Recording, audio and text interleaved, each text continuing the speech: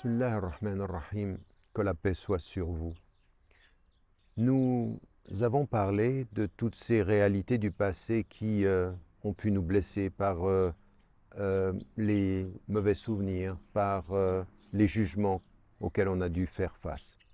Il y a aussi dans nos vies, que ce soit dans le passé ou que ce soit dans le présent, la réalité de la séparation, le fait de se séparer, qui, par la force des choses, va créer en nous comme un manque, comme une blessure, comme finalement l'incapacité, parce que nous sommes dans la tristesse de la séparation, de pouvoir réaliser cette paix intérieure.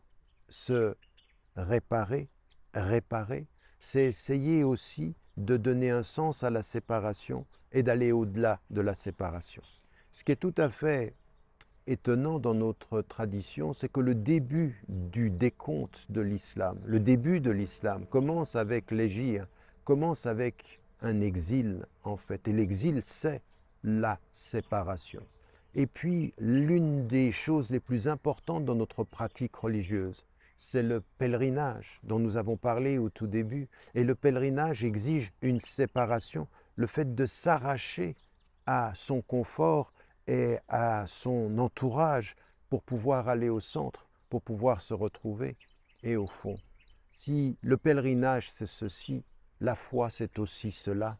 C'est-à-dire que pour se rapprocher de Dieu, il faut se séparer d'une certaine dimension de notre être.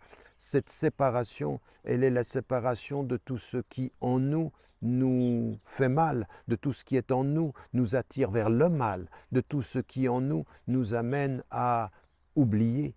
Donc, venir à Dieu, c'est toujours se séparer de quelque chose et se séparer de la dimension la plus néfaste de notre être, se séparer de tout ce qui autour de nous peut être mauvais, se séparer de notre confort pour aller vers le centre. Eh bien, cette séparation-là, c'est le sens de la foi. Au fond, entrer dans la foi, c'est se séparer de tout ce qui est l'oubli, de tout ce qui est le mal, de tout ce qui est la négligence. C'est toujours faire une conversion. Et le qalb, en langue arabe, est l'origine même de l'inqilab, d'une révolution. Et c'est ce que Dieu nous dit quand le prophète, paix et bénédiction de Dieu soit sur lui, alayhi salatu wassalam, lui dit « Ya muqallib al-qulub » toi qui convertis les cœurs, qui bouge les cœurs. Donc cette séparation-là, il faut pouvoir la vivre. Et pour pouvoir la vivre dans le cheminement et la lumière, il faut en comprendre le sens. Le sens de la séparation, c'est toujours de comprendre qu'au bout du chemin, il doit y avoir réconciliation. Et pour pouvoir se réconcilier, il faut savoir pourquoi on se sépare et comment on se sépare. On se sépare de soi pour se retrouver, on se sépare du mal pour aller vers le bien, et parfois on se sépare de ceux qu'on a aimés ou de ceux que l'on aime, parce que la vie, elle a ce sens-là. Il y a dans les séparations le rappel que Dieu est celui qui nous accueille toujours, en toutes circonstances et en tout temps. N'oubliez pas, n'oubliez jamais de dire à ceux que vous aimez, que vous les aimez, la vie est fragile.